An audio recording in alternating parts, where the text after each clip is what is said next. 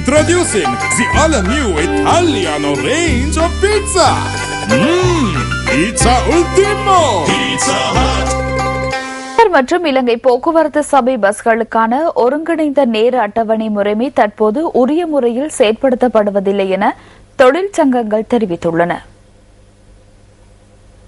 தனியார் மற்றும் இலங்கை போக்குவரத்து சபை பஸ்களுக்கான ஒருங்கிணைந்த நேர அட்டவணை முறைமையை தொடர்ச்சியாக செயற்படுத்துவதற்கு அதிகாரிகள் தவறியுள்ளதாகவும் இலங்கை தனியார் பஸ் உரிமையாளர்கள் சங்கத்தின் தலைவர் கெமுனு விஜயரத்ன கூறியுள்ளார்.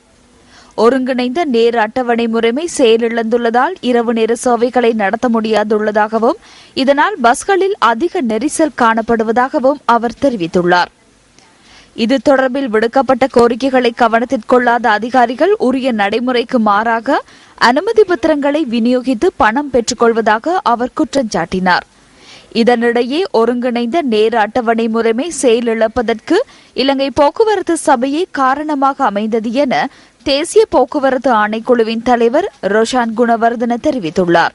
போக்குவரத்து சபையில் உள்ள ஒரு சில தொழில் சங்கங்களின் எதிர்ப்பு காரணமாகவே அந்த நடைமுறையை தொடர முடியாமற் போனதாகவும் அவர் சுட்டிக்காட்டியுள்ளார். இதற்கு பதில் அளித்த இலங்கை போக்குவரத்து சபையின் உப தலைவர் LA விமலரத்ன ஒருங்கிணைந்த நேர அட்டவணை முறைமைக்கு தமது சபையின் பங்களிப்பு கிடைக்கவில்லை என எவரேனும் தெரிவித்தால் அது உண்மைக்கு புறம்பானது என அவர் தெரிவித்துள்ளார். இலங்கை போக்குவரத்து சபை அதற்கு தயாராக இருந்தாலும் ஒருங்கிணைந்த நேர அட்டவணையை தயாரிப்பவர்கள் அதனை உரிய முறையில் தயாரித்து சமர்ப்பிக்கவில்லை என அவர் கூறியுள்ளார். இதனிடையே தனியார் மற்றும் இலங்கை போக்குவரத்து சபை பஸ்களுக்கான சுழற்சி முறையிலான நேர அட்டவணை தற்போது முன்னெடுக்கப்படுவதில்லை என இலங்கை தனியார் பஸ் உரிமையாளர்கள் சங்கம் குறிப்பிட்டுள்ளது. இது தொடர்பில் தேசிய போக்குவரத்து ஆணைக்குழுவின் தலைவர் ரோஷான் குணவர்தனவிடம் வினவிய போது அமைச்சரின் பணிப்புரைக்கமைய சுழற்சி முறையிலான நேர அட்டவணை இடைநிறுத்தப்பட்டுள்ளதாக தெரிவித்தார். எவ்வாறாயினும் தனியார் போக்குவரத்து சேவைகள் அமைச்சர் CB ரத்நாயக்கவிடம் நியூஸ் ஃபர்ஸ்ட் வினவிய போது குறித்த நேர அட்டவணை முறைமை தற்போதும் நடைமுறையில் உள்ளதாக கூறினார்.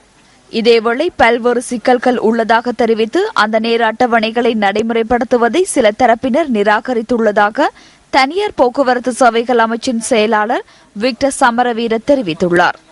இந்த விடயத்தில் இணக்கப்பாட்டினை ஏற்படுத்திக் கொண்டு நேர அட்டவணைகளை நடைமுறைப்படுத்த வேண்டியதன் அவசியம் தொடர்பில் எழுத்து மூலம் சம்பந்தப்பட்ட தரப்பினருக்கு அறிவித்துள்ளதாகவும் அவர் மேலும் குறிப்பிட்டுள்ளார்.